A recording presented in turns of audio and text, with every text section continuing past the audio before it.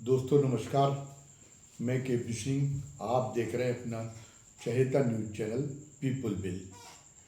Bahujan Samaj party का वैभव फिर से लौट सकता है, ये उम्मीद तो किसी को नहीं बची है। लेकिन बहुजन समाज पार्टी जो समय उत्तर प्रदेश में राजनीति के प्रमुख खिलाड़ी दल हैं, उनमें से किसी का खेल बना सकती है, किसी का बिगाड़ सकती है। तो इसलिए राजनीतिक प्रेक्षकों की भी और प्रतिद्वंदी दलों की भी दिलचस्पी अभी तक उसमें बनी हुई है।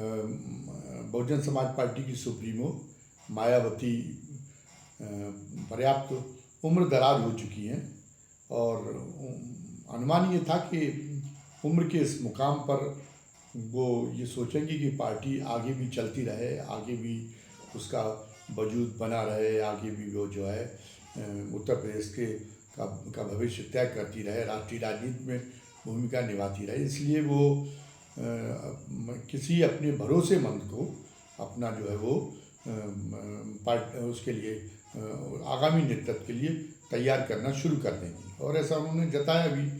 वैसे तो माननीय कांशीराम जी ने DS4 से लेकर और बहुजन समाज पार्टी के बनाने तक का जो सफ़र तय किया, तो उस मिशन में एक बात तय की गई थी कि कोई भी अपने रिश्तेदारों से जो मिशन में जो शीर्ष पर जो लोग हैं वो अपने रिश्तेदारों से परहेज करेंगे। खुद कांशीराम जी ने भी, उनके भाई बहन सब थे और माँ भी थी, लेकिन उन्होंने उनसे कोई संपर्क नहीं रखा। उन्होंने पार्टी के लिए फंड की बहुत व्यवस्था की, उसी की वजह से पार्टी आगे बढ़ सकी। लेकिन देखने में आता है कि उस फंड से उन्होंने उस फंड का एक पैसा अपने परिवार पर या अपने ऊपर खर्च नहीं किया है। वरना अगर ऐसा किया होता, उन्होंने फंड का इस्तेमाल अगर अपने परिवार के लिए किया होता, तो वो जो है वो उनका परिवार उस दयनीय हालत में नहीं होता जो आज है।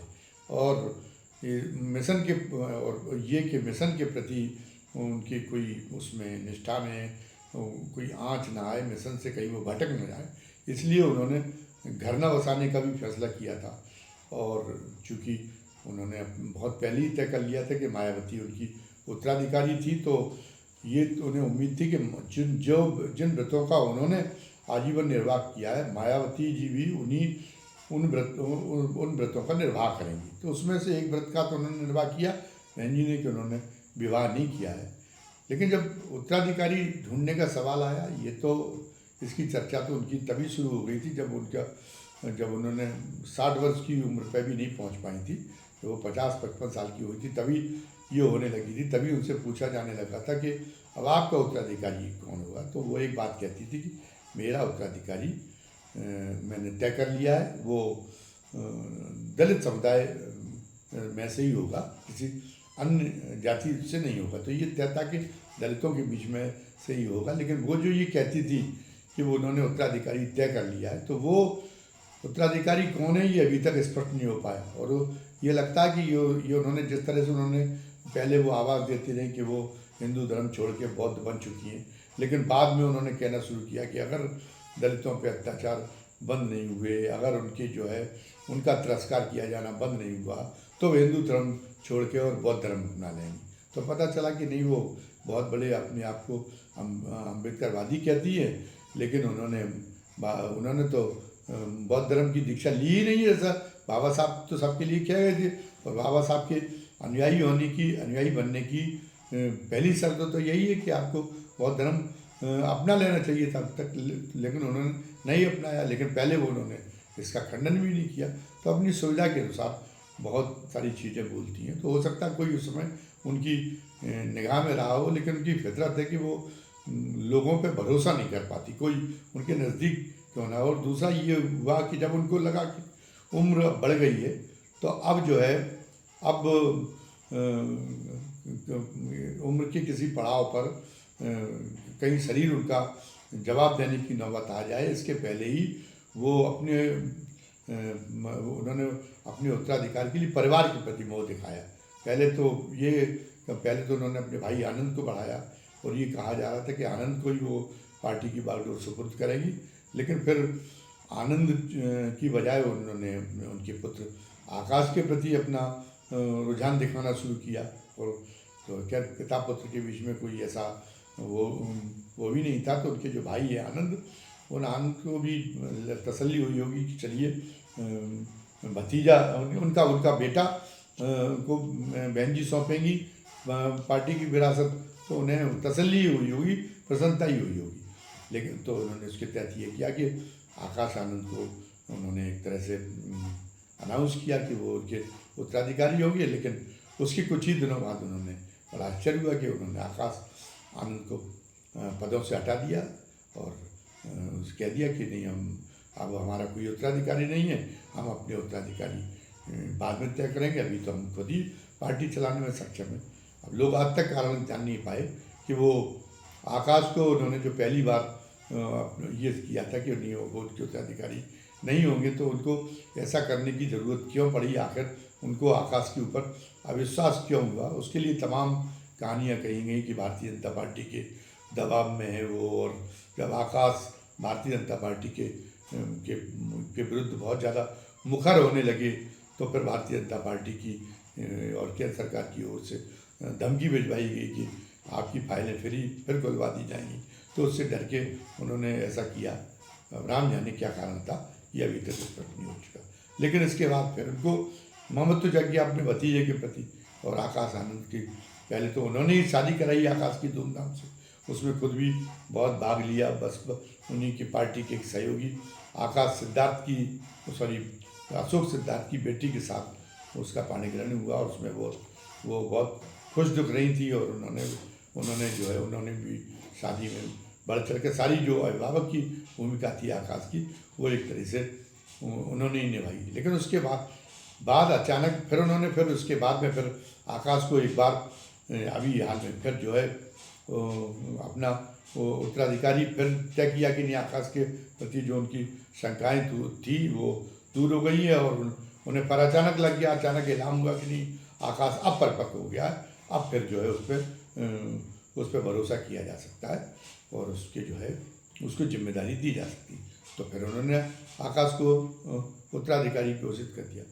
फिर अचानक न जाने क्या हुआ कि जो है वो अशोक सिद्धार्थ से नाराज़ हो गई। उन्होंने कहा कि तो पार्टी में बंटवारे कराने का काम कर रहा है अशोक सिद्धार्थ, और ये कहते हुए उन्होंने कोई परवाह नहीं की कि वो आकाश के ससुर है। उन्होंने पहले तो अशोक सिद्धार्थ को पार्टी से बाहर किया और उसके बाद में आकाश को भी पार्टी से बाहर कर दिया। दोनों लोगों को पार्टी से बाहर कर दिया और कहा कि नहीं, अब वो अपने मिशन को कुर्बान नहीं कर सकती परिवार के लिए। वो तो जब कोई ऐसा मौका आता है तो वो फिर वही बहुत बड़ी ऊंची बातों का दुहाई देने लगती है कि दलित की बेटी हूँ और कभी भी जो है मैं झुक नहीं सकती हूँ, और मिशन ही मेरा जीवन है और मिशन का झंडा नीचे नहीं होने दूंगी। इस तरह की तमाम वो हुंकार भरना शुरू कर देती हैं। ये आलाप उनका से सुपरिचित हो चुके हैं। बाकी उनकी वो किसी मिशन के प्रति कितनी निष्ठावान है और मिशन है या उनके लिए उनका व्यक्तिगत अहंकार और व्यक्तिगत कैरियर सब कुछ है, ये अब ये चीज़ बहुत स्पष्ट हो चुकी है कि नहीं, उनके लिए मिशन का कोई अर्थ नहीं है। मिशन का उनका माने है कि उनका व्यक्तिगत अहंकार और वो जो है उनकी व्यक्तिगत सर्वोच्चता, जिसके लिए बहुत वो सशंकित रहती है कि उस पर कहीं कोई आँच ना आनी दे जाए। तो आखिर मायावती इतना मतलब उनकी जो मानसिकता इतनी जो है अस्थिर क्यों है मानसिकता, इसके कारणों का विश्लेषण हो रहा है। और बहुजन समाज पार्टी की जो नज़दीकी सूत्र हैं वो ये बताते हैं कि मायावती को अब ये लगने लगा है कि जो काशीराम जी के अंतिम समय के बारे में जो बातें उड़ाई गई थी, पता नहीं वो बातें सही थी या गलत थी, एक अलग पहलू है। लेकिन उनको ये लगता है कि इन बातों से प्रेरित होकर इन बातों को जो है अपनाने की बात कोई किसी अपने के मन में, अपने की सोच में ना आ जाए, उसकी सोच को ये बातें विकृत न करने दें और वो सोचे कि पता नहीं काशीराम जी के साथ में कोई साजिश हो पाई थी या नहीं हो पाई थी। लेकिन वो उनकी उस बहकावे में उस विकृत सोच के कारण वो कहीं उनके साथ में उसी तरीके की साजिश न करने लगे जो काशीराम जी के बारे में प्रचारित की गई थी। वो कहीं वैसी उससे न करने लगे। तो वो उनके अंदर असुरक्षा बोध चरम सीमा पर पहुंच गया है और इसलिए उन्होंने कहा कि वो उस स्थिति से बचने के लिए जो काशीराम जी के अंतिम समय पे जो स्थिति हुई थी वो स्थिति कुदरती तौर पे हो गई थी या उसके पीछे कोई षड्यंत्र था। ये फिर मैं कहना चाहता हूँ कि इस पछड़े में इस बहस में नहीं पढ़ना चाहता मैं, कोई इसकी बात नहीं कर रहा हूँ कि काशीराम जी के साथ स्वाभाविक रूप से काशीराम जी की स्थिति बिगड़ गई होगी, लेकिन मायावती जी को ये लगता है कि तब कहा यह गया था कि उनकी स्थिति बिगाड़ी गई है काशीराम जी की और उनका ऊपर आरोप मढ़ा गया था और ये बात अब उन्हीं पर चरितार्थ ही न कर दी जाए। ये जो काल्पनिक थी या असलियत थी है इसको लेकर कहीं अब उन पे असलियत न कर दी जाए। तो इसलिए उनका अपनों के लिए भी अपनों के प्रति भी वो पूरी तरह से भरोसा नहीं कर पा रही और वो इसमें इस असुरक्षा बोध के कारण बौखला कर ही उन्होंने उसकी कोई परवाह नहीं की कि अशोक सिद्धार्थ के साथ उनकी कितनी नाजुक रिश्तेदारी बन चुकी है और वो उस रिश्तेदारी का उन्होंने कोई लिहाज नहीं किया, न कोई आकाश का लिहाज किया और दोनों को ही बहुत ही बेआबरू करके और पार्टी के बाहर कर दिया।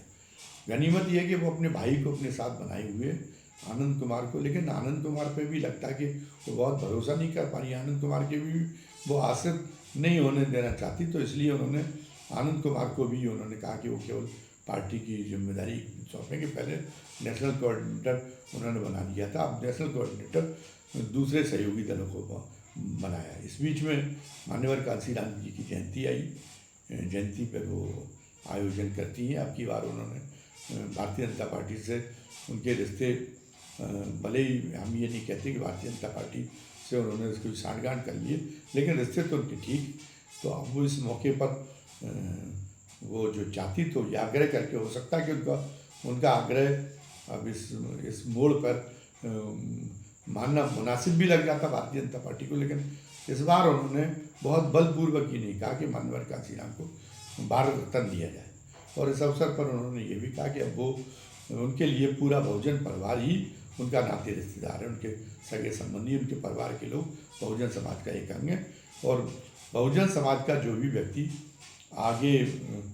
व्यक्ति पार्टी के हित में काम करेगा उसे वे आगे बढ़ाने का प्रयास करेंगे। लेकिन अब उन्होंने आगे बढ़ाया किनको था, उन पर हमेशा इस बात के लिए उनको कोसा जाएगा कि जो एक तैयार किया था सामाजिक समीकरण बहुजन के आधार के नाम पर, जिनमें दलितों के अलावा पिछड़े और मुसलमान भी शामिल थे, इसको जो है छिटक देने का, इनको भगा देने का पार्टी से, ये बहुत बड़ा, ये मायावती जी ने अपनी जब उनकी चल रही थी तब उन्होंने ये काम किया।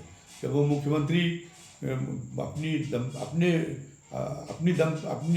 अपने बहुमत की दम पर जब वो मुख्यमंत्री बनी तो उन्होंने पिछड़े वर्ग की तमाम सारी योजनाओं में कटौती कर दी थी और पिछड़े वर्ग के नेताओं को भी उन्होंने लो प्रोफाइल में धकेल दिया था। पिछड़े वर्ग के नेताओं को भी उन्होंने कोई बहुत अहमियत नहीं दी थी। तो इसलिए पिछड़ा वर्ग में उनके प्रति विमुखता पैदा हुई थी और वो उस विमुखता में अभी भी कोई कमी नहीं आई, बल्कि अभी विमुखता वो बढ़ी हुई है। शायद अखिलेश से जब उनका पहले समझौता हुआ था 2019 में, तो थोड़ी सी था कि नहीं अब ये दूरी ये पटने की पर आ जाएगी और हो सकता है कि वो पिछड़ों में फिर उनकी पैठ बनने लगे। लेकिन वो उन्होंने जिस ढंग से अखिलेश के साथ अपना वो तोड़ा गठबंधन, तो एक तरफा तौर पर उसको बेवजह तोड़ने की घोषणा की, तो उससे वो रही सही गुंजाइश वो ख़त्म हो गई। जो मलहम लग रहा था पिछड़ों को, वो मलहम जो है फिर उसके जख्म खुरेचने का उनकी जो गतिविधियाँ हैं उसने काम किया। तो फिर अब बहुजन में का एक प्रमुख घटक दलितों के अलावा पिछड़ा था, तो पिछड़ा तो अब कोई बहुत मन से उन्होंने जिस ढंग से जब उनकी चली, उन्होंने सारे पिछड़ों को जिस ढंग से बाहर कराया, तो अब पिछड़े वर्ग के तो कोई कद्दावर लोग उनके साथ में आने वाले नहीं हो। पिछड़ा आवाम भी बहुत संख्या में अब उनसे जुटने वाला नहीं है। जहाँ तक मुसलमानों का सवाल है, जो बहुजन समाज पार्टी की उत्कर्ष यात्रा शुरू हुई थी, वो 1988 में 14 साल बाद जब उत्तर प्रदेश में स्थानीय निकाय चुनाव कराने की घोषणा की गई थी। तो उस चुनाव की जो रणनीति तैयार की कांशीराम जी ने, उसकी वजह से मुस्लिम समाज बहुत बड़ी तादाद में भारतीय जनता पार्टी के साथ में जुड़ा था, क्योंकि नगर क्षेत्र में दलित भी बहुत उस समय बड़ी संख्या में नहीं थे और पिछड़े भी बहुत बड़ी संख्या में नहीं थे। तो अपना जलजला दिखाने के लिए जो पहला मौका उनको मिला था ढंग से कांशीराम जी को किसी चुनाव में, तो स्थानीय निकाय चुनाव में उन्होंने ये काम किया कि लगभग सभी जगह पे जो है उन्होंने नगर स्थानीय निकायों में वो उनको मुस्लिम उम्मीदवार खड़े कर दी, क्योंकि मुसलमानों की तादाद सभी नगरों में ठीक ठाक है, देहातों में वो कमज़ोर स्थिति है, तो बड़ी ठीक ठाक स्थिति में थे, मुसलमानों की ठीक ठाक आबादी थी और फिर उसमें दलित भी प्लस होने वाला था और जो कुछ उस समय तक वहाँ से गांव छोड़ के जो पिछड़े आने लगे थे, तो जितनी तादाद थी वो पिछड़ा भी उसमें प्लस हो गया, तो उन्हें बड़ी सफलता मिली। और जो कांग्रेस का पराभव की शुरुआत हुई उत्तर प्रदेश में, उसकी वजह स्थानीय निकाय चुनाव ही साबित हुआ। तो उसका फ़ायदा आगे चल के भी ये मिला कि आगे चल के भी जो दलितों का एक बड़ा सेक्शन उस समय की जो पीढ़ी थी जो कांग्रेस से जो इतने गहरे तक जुड़ी हुई थी कि कांग्रेस की कई नीतियों को वो मानती थी कि वो शोषणवादी नीतियाँ, फिर भी वो कांग्रेस से अपना मुंह नहीं छुड़ा पा रही थी। लेकिन एक ये हुआ कि जब कांग्रेस के साथ में दलित वोट बैंक खिसक ही गया, उसके बाद की परिस्थितियाँ जो बनी उसमें सवर्ण वोट बैंक भी खिसक गया, पिछड़े वैसे ही कांग्रेस के साथ में नहीं थे। तो जब कांग्रेस नील होने लगी तो जो दलितों को जो कांग्रेस से जुड़े हुए दलित थे उनको भी एक नए विकल्प की तलाश हुई। तो फिर दलित शक्ति में बहुजन समाज पार्टी की दलितों के बीच पैठ में और ज़्यादा बढ़ावा हुआ, ये मिला। तो ये इस तरीके से मुस्लिम जो है उनका एक बड़ा महत्वपूर्ण असेस था बहुजन समाज पार्टी के लिए। लेकिन जिस तरीके से अभी की बात नहीं है, जब जो है राष्ट्रीय राजनीति में आए नहीं थे नरेंद्र मोदी और वो गुजरात के मुख्यमंत्री के रूप में जो वहाँ पे जो दंगे हुए थे, उसके बाद वो देश भर के मुसलमानों में बहुत ज़्यादा कुख्यात हो चुके थे। और उत्तर प्रदेश में जो भी बहुजन समाज पार्टी को जो भी बढ़त मिल रही थी वो मुस्लिम समर्थन से मिल रही थी, ये जानते हुए भी उन्होंने जो है वो उनका बिना उनसे कोई भारतीय जनता पार्टी से भारतीय जनता पार्टी की ओर से उनसे गुजारिश भी नहीं की गई थी, फिर भी वो मोदी के समर्थन में चुनावी जनसभाएं संबोधित करने गुजरात में पहुंच गई थी। उससे मुसलमान बहुत आहत हुए थे और एक तरह से मुसलमानों का विश्वास तो उनके ऊपर टूट गया था, लेकिन वो व्यवहारिक कारणों से वो केवल उनके साथ में जुड़े रहे थे। लेकिन अब की बार तो इंतहा ही हो गई, मतलब उन्होंने जैसे लोकसभा चुनाव में उनको पर्याप्त सफलता नहीं मिली, क्योंकि पर्याप्त किसी जगह मुसलमान वोट नहीं मिले, तो उन्होंने मुसलमानों की गलतफहमी दूर करने का प्रयास करने की बजाय ये ठीकरा फोड़ दिया कि मुसलमानों ने उनके साथ उनको अच्छा सलाह नहीं दिया। मतलब इन्होंने अप्रत्यक्ष रूप से कह दिया कि मुसलमान भरोसे करने लायक नहीं है। उनने सबसे ज़्यादा संख्या में लोकसभा में उम्मीदवार बनाए थे मुस्लिम, और फिर भी उनको मुस्लिम वोट नहीं मिला। तो ये उन्होंने एक तरह से मुसलमानों को कोस डाला। तो जो रही सही कसर थी मुसलमानों के मन में वो भी निकल गई, और वो देख रहे हैं कि कोई भी निर्णायक मौका आ रहा है तो वो भारतीय जनता पार्टी के पाले में खड़ी नज़र आती। तब हालत ये हो गई कि अब तो ये लगने लगा कि अब मुस्लिम उम्मीदवार भी अगर बहुजन समाज पार्टी से कोई मुसलमान भी उम्मीदवार बने तब भी हो सकता है, तब भी उसको मुस्लिम वोट ना मिले। इतनी दूर जा चुका है बहुजन समाज पार्टी से मुसलमान। तो अब जो है, और जब उनका चला, अब वो कह रहे हैं कि बहुजन को आगे बढ़ाएंगे। अरे अब तो जब वो सर्वजन को आगे बढ़ा रही थी, जब उनका जला चल रहा था, जब उनकी पार्टी के अच्छे दिन थे, तो फिर अब वो क्यों कह रही बहुजन की बात। उस समय तो उन्होंने पता चला कि सतीश चंद्र मिश्रा को पार्टी की पूरी बागडोर सौंप रखी थी, तब तो उनको सर्वजन नज़र आ रहा था और अब उनको बहुजन नज़र आने लगा है। तो ये उनका जो बहुत ही एक तरह से बार बार उलटने पलटने वाला जो उनका रवैया है, कि बहुत ही ये जो उनका अवसरवादी रवैया है, तो इससे वो रही सही साख वो अपनी और खुद ही चली जा रही हैं। और अब वो तो अब जो है उनकी किसी तरीके से कोई वो अब उनकी खुद के भी की करतूतें ऐसी हैं कि वो कोई जो गुंजाइश नहीं छूट पा रही, जिससे बहुजन समाज पार्टी फिर से उसी एक सिर उठा सके फिर से, जैसे वो उसका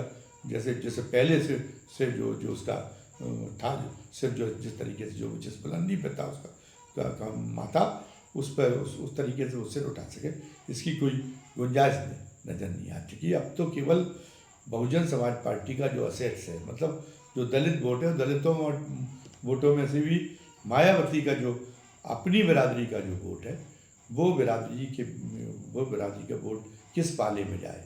एक तरफ अखिलेश यादव है, वो पीडीए का नारा बुलंद कर रहे, जिसमें दलितों के प्रति भी बहुत हमदर्दी शामिल है। तो एक तरफ तो उनका प्रयास है, और एक तरफ भारतीय जनता पार्टी का प्रयास है, जो कह रही है कि हम मायावती की विरासत को जज्ब करने के लिए, और अब ये है कि वहाँ पे ये कहा सुना जा रहा है कि ये बात हो रही कि योगी को मनाया जाए कि वो केंद्रीय राजनीति में पहुँच जाएं, और यहाँ वो मुख्यमंत्री के रूप में असीम अरुण को बैठा सकें, ताकि वो जो उनकी बिरादरी के हैं मायावती जी के, और तो इसलिए जो मायावती जी की विरासत है वो उसको जज करने का एक मौका मिल जाए। तो ऐसी स्थिति में अब जो मायावती जो कुछ भी कह रही हैं, जो कुछ भी वो प्रयास कर रही हैं, ये तो मानना पड़ेगा उनका कॉन्फिडेंस लेवल बहुत ऊंचा है, लेकिन उसका कोई सार नहीं है। तो वो अब जो है, अब उनके सारे प्रयास एक तरीके से आत्मघाती प्रयासों में बदल चुके हैं। देखिए अब बहुजन समाज पार्टी का अंजाम क्या होता है।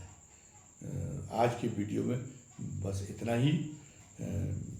वीडियो समाप्त करने के पहले अपने उन पहली बार के दर्शकों से हम निवेदन कर लेना चाहते हैं कि उनको अगर हमारा ये वीडियो पसंद आया हो तो वो हमारे चैनल को सब्सक्राइब कर लें, लाइक करें, और ज़्यादा से ज़्यादा संख्या में शेयर करें। और नए और पहले के जो दर्शक जिनकी मेहरबानी हमेशा हमको हासिल है, उन दोनों से हमारी गुजारिश है कि आज की वीडियो के बारे में कमेंट बॉक्स में अपनी राय लिखना न भूलें। धन्यवाद। जय हिंद, जय भारत।